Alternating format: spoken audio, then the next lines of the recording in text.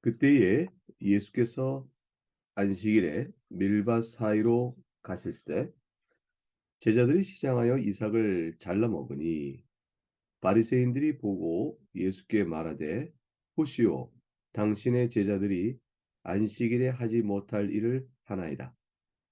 예수께서 이르시되 다윗이 자기와 그 함께한 자들이 시장할 때에 한 일을 읽지 못하였느냐.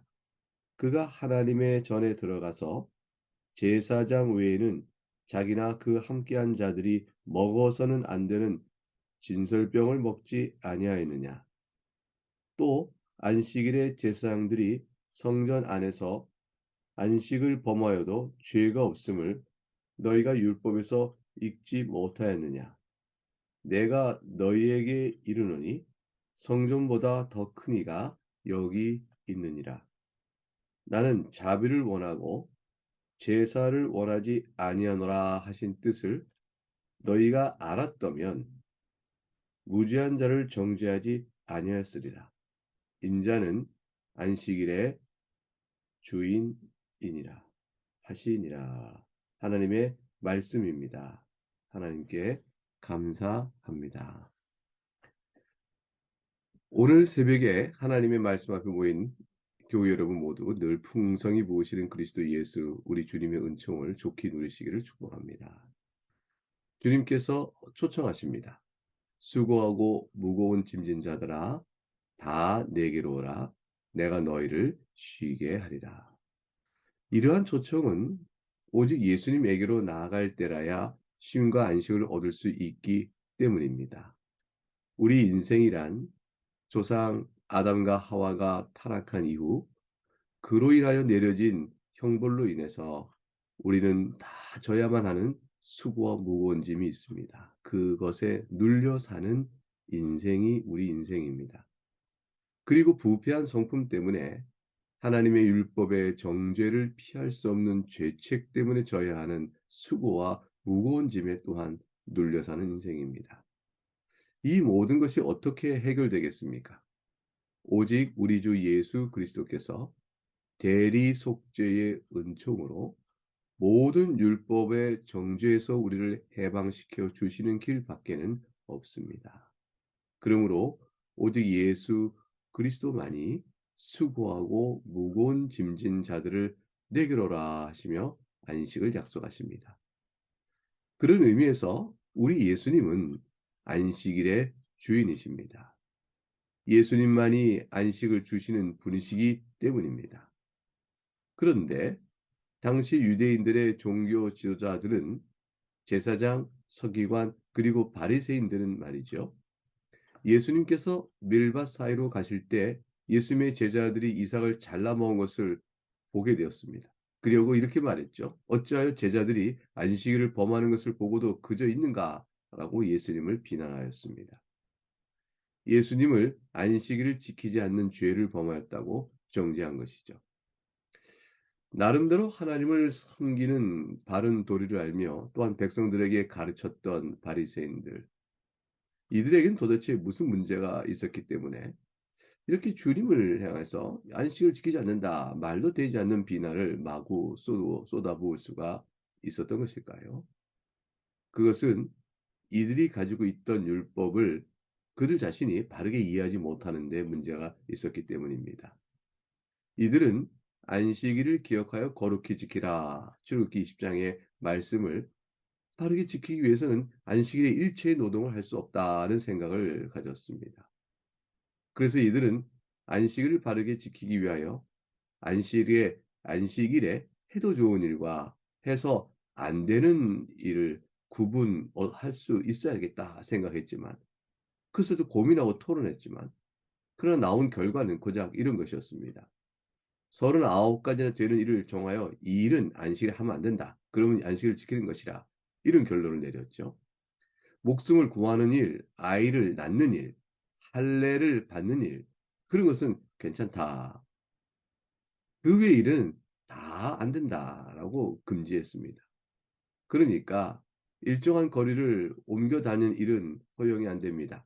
아이를 데리고 다닐 때에는 두 발로 다 걷게 하여 데리고 가는 것은 허용이 되지만 만일 아이를 안고 가는 것은 짐을 운반함과 같으니 노동이다 하여 금해졌습니다. 심지어는 글자도 두 글자 이상은 쓰지 못한다. 이렇게 정했던 것입니다. 이러한 식의 안식일의 이 규례에 대한 이해는 지금도 여전합니다. 그래서 유대인들 가운데 어떤 이들은 이스라엘 사람이죠, 현재. 전기 스위치를 끄는 것도 노동이므로 나는 할 수 없으니 어떡할까 생각하다가 밖에 지나가는 행인을 불러다가 부탁하여 저 스위치를 껐다 하는 이야기도 있을 정도입니다. 물론 지나가는 행인 또한 유대인은 아니겠죠. 이들은 안식일에 전화 사용, TV, 라디오 사용을 일치하지 않습니다. 청소, 목욕, 요리, 엘리베이터 사용하는 것, 운전 등도 일절하지 않죠. 중동에서 걸프전이 일어났습니다. 전쟁 상황을 좀 잘 알아야 할 형편인 것이죠.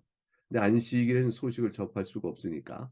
왜냐하면 TV, 라디오를 켜는 것도 일이니뭐요. 그래서 하루 전에 미리 라디오를 켜두어 장롱 속에 넣어두어 그 소리를 자연스럽게 듣도록 하였다라고도 합니다. 이렇게 규칙을 지키는 것이 바로 안식일을 바르게 지키는 것이라 이해한 유대인들이었기 때문에 예수님의 제자들이 밀밭 사이를 지나다가 이삭을 잘라 먹은 것을 가지고 구실 삼아 예수님을 비난한 것이죠. 예수님의 제자들이 이삭을 자르는 행위를 함으로 수수 금지 규정을 위반한 것이요. 손으로 비볐으니 그 또한 타작 금지 규정을 위반한 것이고 이삭 껍데기를 입으로 불어내었으니 키질 금지 규정을 위반한 것이다. 이렇게 보았습니다. 자, 먼저 알 것은 과연 이런 예수님의 제자들이 밀밭에서 이삭을 따먹은 행위 자체가 율법에 문제가 되는가? 내 이웃의 곡식밭에 들어갈 때에 네가 손으로 그 이삭을 따도 가하니라. 그러나 내 이웃의 곡식밭에 낯을 대지는 말지니라. 이 신명기 23장의 말씀입니다. 가난한 사람들을 위한 배려였지요.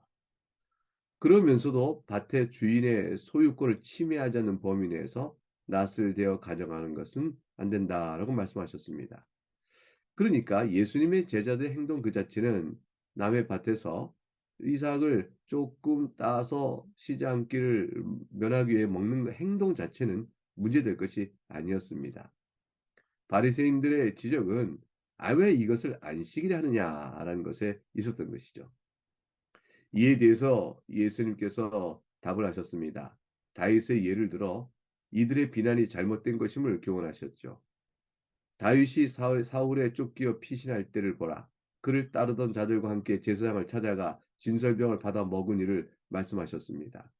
진설병은 성결한 섬김을 상징하는 떡입니다. 12지파의 수에 따라서 성소에 진설하였던 12덩어리의 떡을 가리켜서 진설병이라 이렇게 말하는 것입니다. 이것은 매일 진선한 떡을 새로운 떡으로 바꾸죠. 물려나온 떡은 오직 제사장 외에는 먹을 수 없도록 하셨습니다. 하지만 이 떡을 굶주린 다윗의 무리들이 먹었을 때 이것을 가리켜 성경은 어디에서도 정죄하지 않습니다.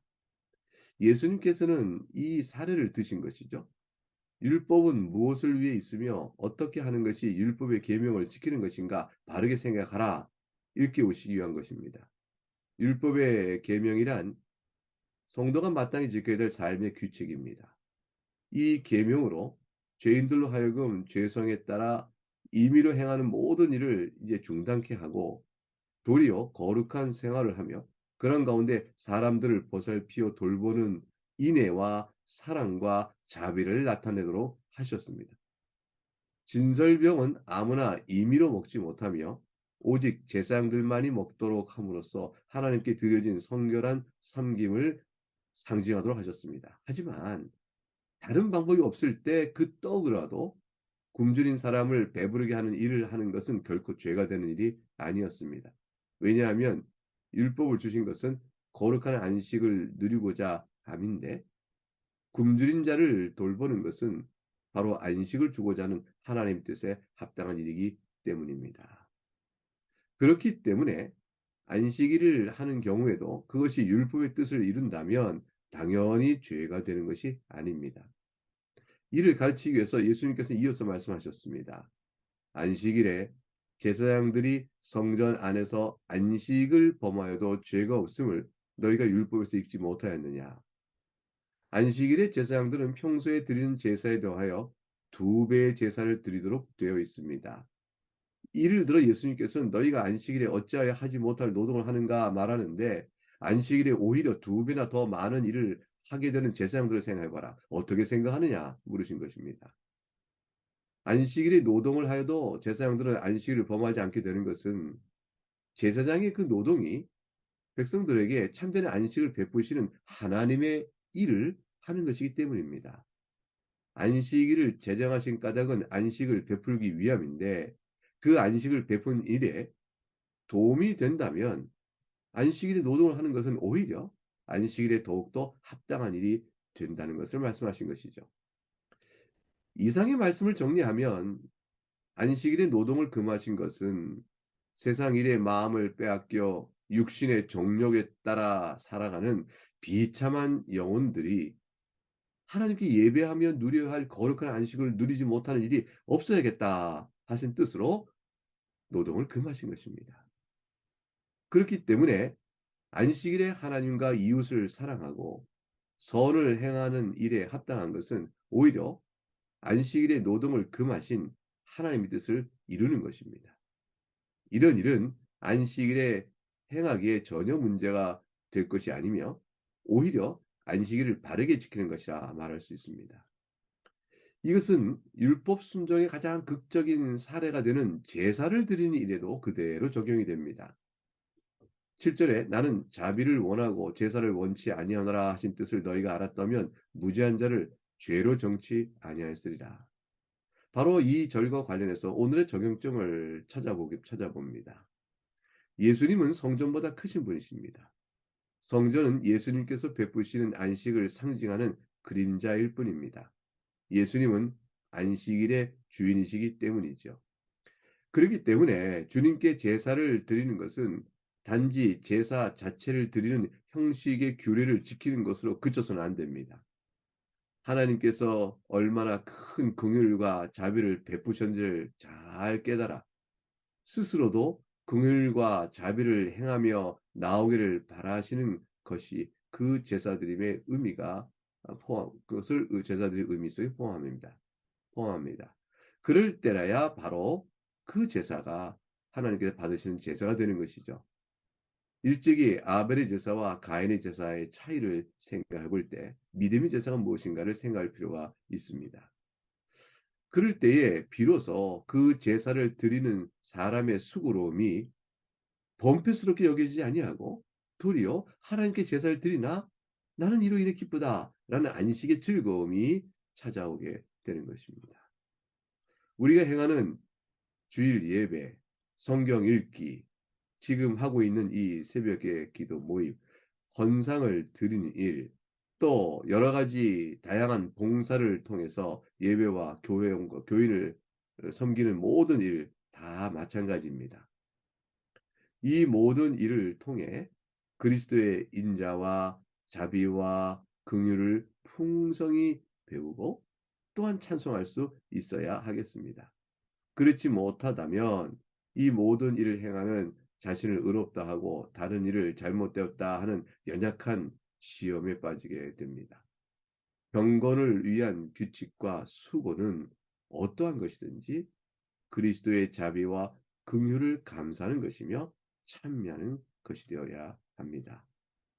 그러할 때 그리스도의 제자로서 참된 안식을 누리게 될 수가 있습니다. 이 귀한 진리의 말씀을 이 시간에 다시 한번 새기면서 각각 적용하는 기도의 시간을 갖겠습니다. 기도하겠습니다.